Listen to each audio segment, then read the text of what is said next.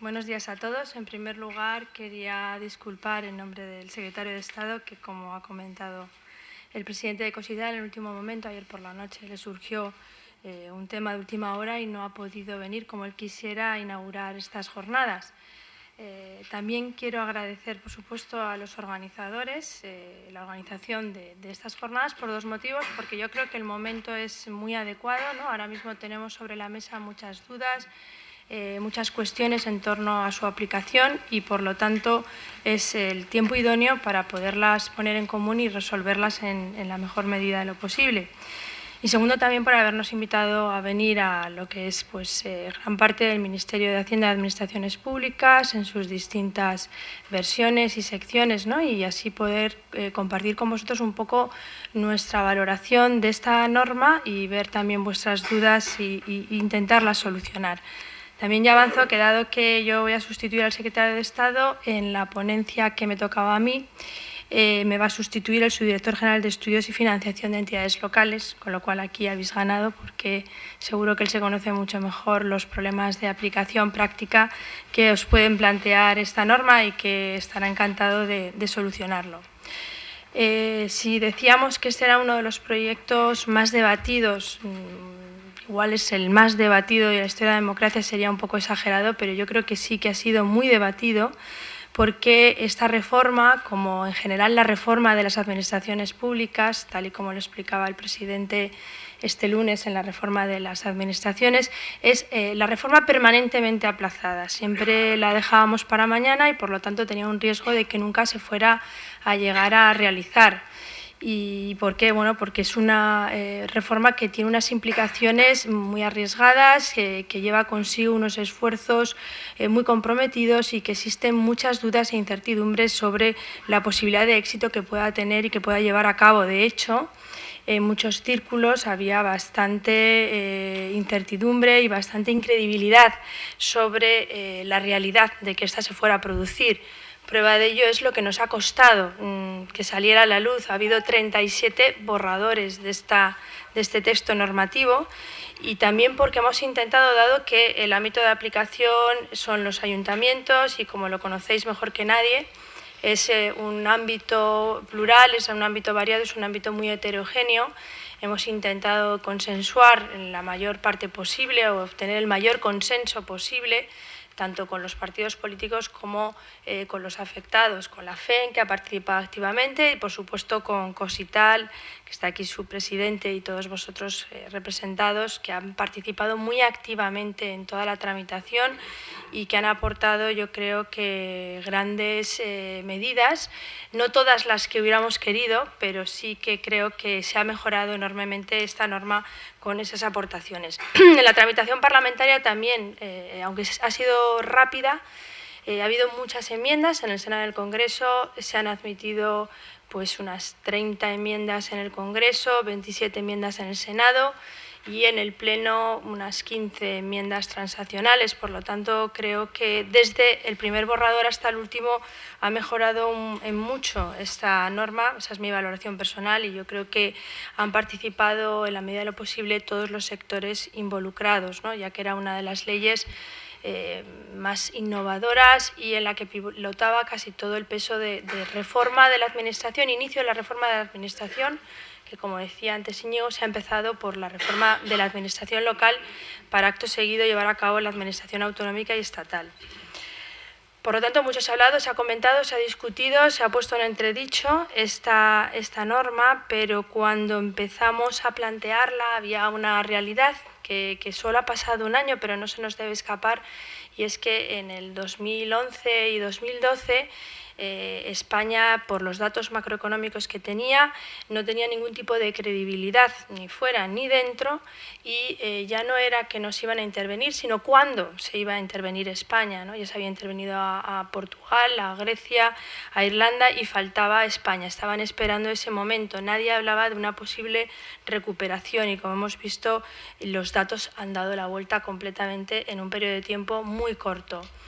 Pero en esos momentos y esas circunstancias eran así, unido a nuestra administración local tan variada, tan plural y tan diversa, más de 8.000 ayuntamientos, 3.000 y pico entidades locales menores, 1.000 mancomunidades. Esto se ve desde puertas afuera como una especie de administración mastodóntica que pesa como una losa, que hay una descoordinación completa y que nos lleva a un gasto superfluo. Por eso digo que sobre esas bases es sobre las que se empezó a originar este proyecto, que luego ha ido cambiando, a la par que también han ido cambiando los datos de nuestros ayuntamientos, porque yo creo que lo han demostrado y que el esfuerzo que ha sido pues para, desde luego, elogiar de todos los ayuntamientos se ha visto recompensado por esos maravillosos resultados. También tengo que, yo estoy obligada a decir la aportación que desde el Estado hemos hecho, ¿no?, a intentar mejorar esas cuentas, que desde luego el gran protagonista ha sido el esfuerzo de los ayuntamientos. Pero sí quiero recordar al mecanismo de pago a proveedores en sus 3 fases, 2012 y 2013, que ha inyectado más de 11.600 millones al conjunto de entidades locales para pagar a sus proveedores, para ponerse al día, facturas que en muchos casos databan desde hacía 10 o incluso 15 años, ¿no?, y estaban metidas en los cajones. Ya un dato bueno es que si en el primer fondo de pago a proveedores se apuntaron 4.000 ayuntamientos, en el segundo solo se apuntaron 1.200, quiere decir que no había más facturas, no tenían el resto de ayuntamientos más facturas que esas que estoy comentando, que esos 1.200. Luego tenemos también aquellas entidades locales que tienen problemas, que como comentaba el presidente de la FEN, son un total, elaboramos un total de 400 posibles entidades locales con problemas de 8.115, o sea, estamos hablando de entre un 4 y un 5%. Y finalmente se han apuntado 101 ayuntamientos. Yo quiero pensar, y los datos así nos lo indican, que no se han apuntado hasta las 400 porque han mejorado mucho durante el último año, el año 2013, sus cuentas, y han visto una posibilidad de llevar a cabo un saneamiento sin necesidad de esas medidas de ayuda.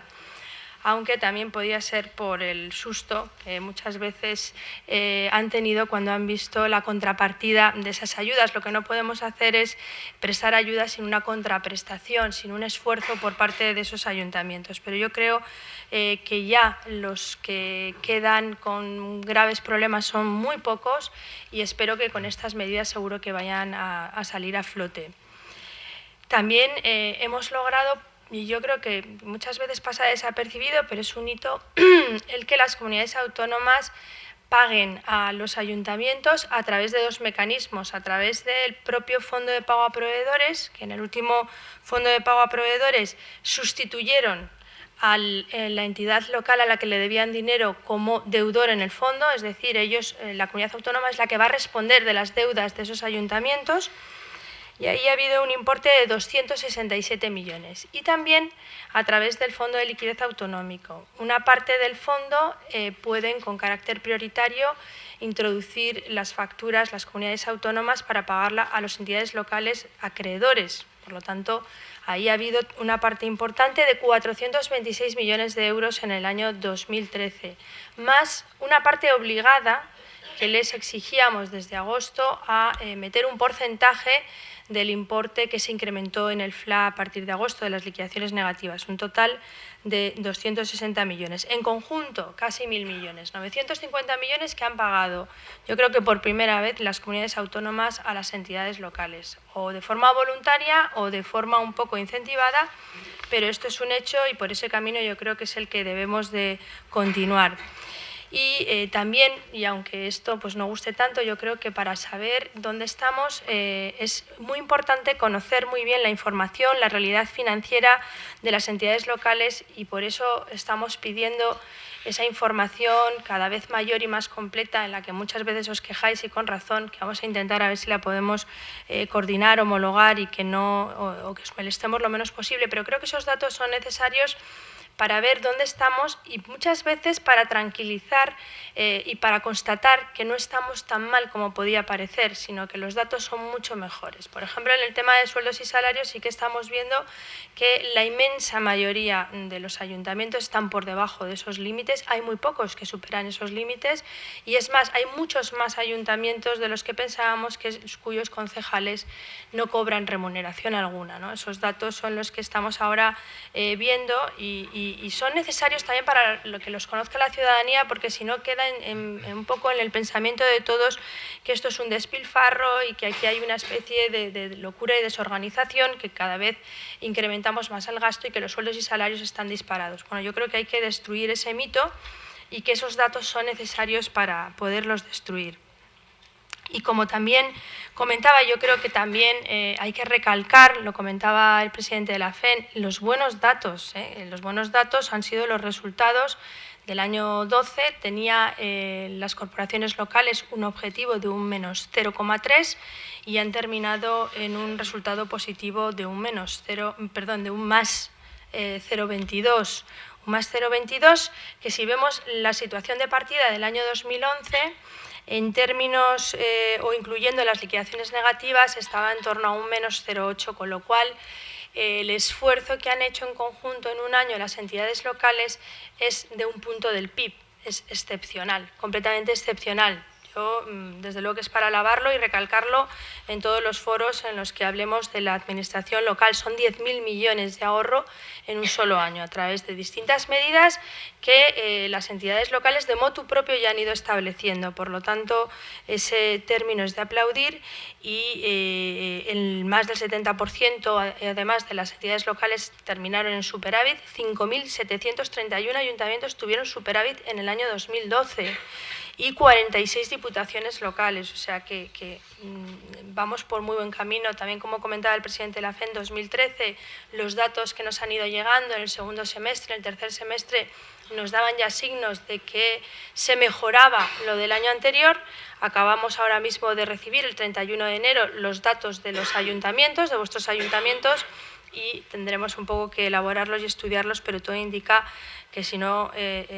va a ser igual o superior, con toda probabilidad, el dato del superávit del sector público local. Entonces siempre aquí llega la pregunta del millón: ¿y por qué si estamos tan bien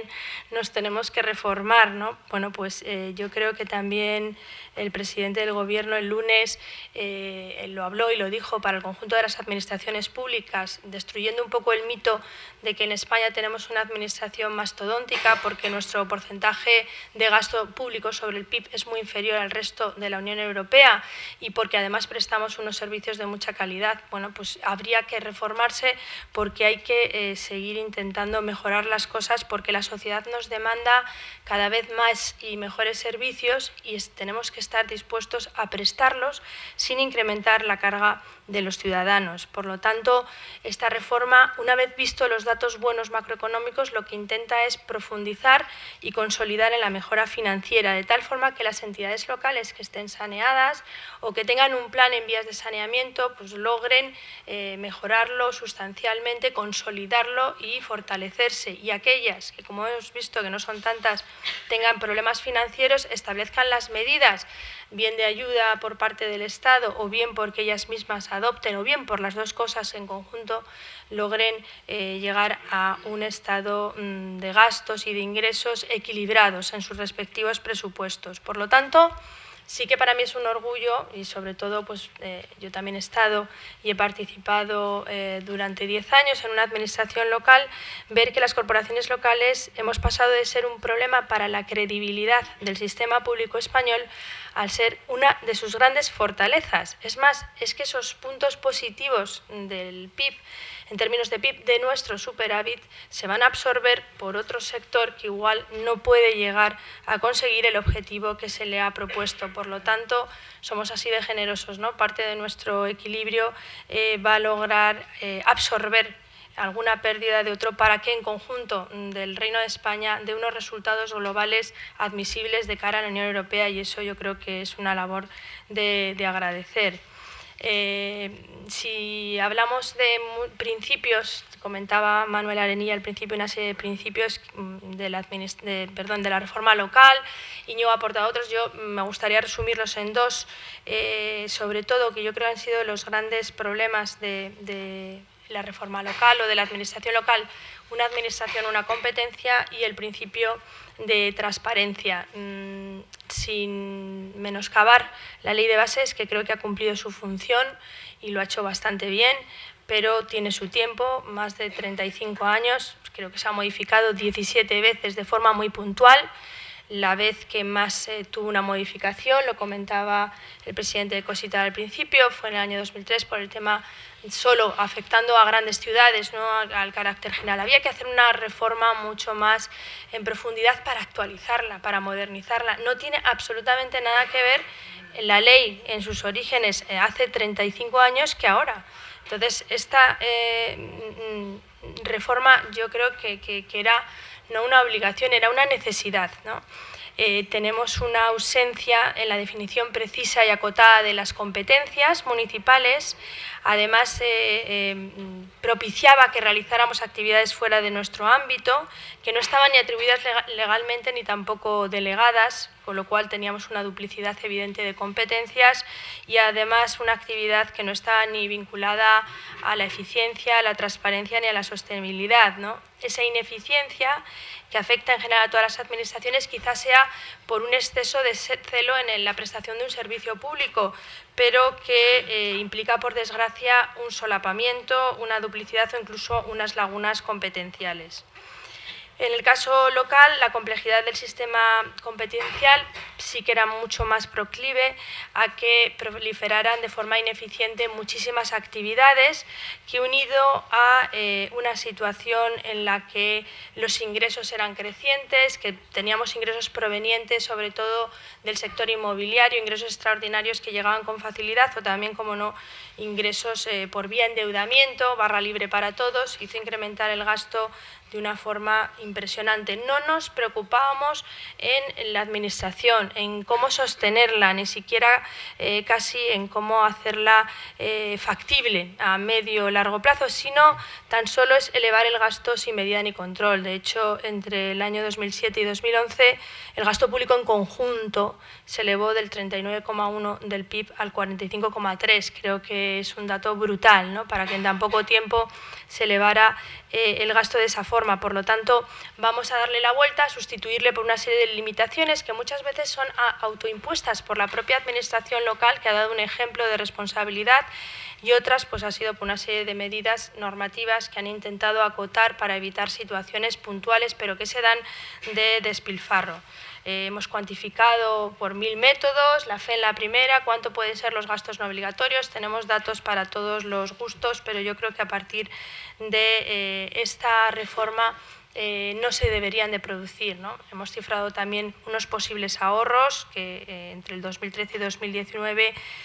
son de unos 8.000 millones de euros, de los cuales pues prácticamente la mitad pueden provenir de los gastos en duplicidades y gastos impropios.